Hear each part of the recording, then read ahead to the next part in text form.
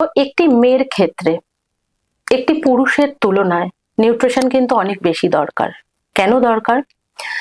সে তো একটা ছোটবেলা থাকে তারপর সে পিরিয়ডের সম্মুখীন হয়, তারপর তার যৌবন আসে এবং তারপর তার মেনোপজ আসে। সুতরাং তার শরীরে কিন্তু ছোট থেকে একটা হরমোনাল ইমব্যালেন্স চলতেই থাকে।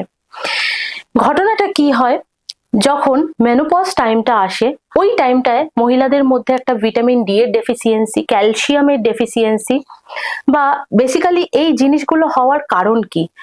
মেয়েদের শরীরে ইস্ট্রোজেন এবং প্রোজেস্টেরনের ব্যালেন্স কিন্তু ডিসব্যালেন্স হয়ে যায়। আস্তে আস্তে কিন্তু ওই হরমোনগুলো সক্রিয়ভাবে কাজ করতে পারে না।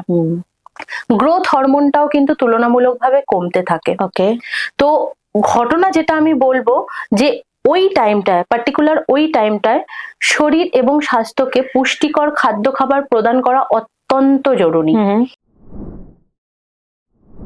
সম্পূর্ণ ভিডিওটি দেখতে ভিজিট করুন আমাদের ইউটিউব পেজ দ্য ওয়ার্ল্ড আরোগ্য।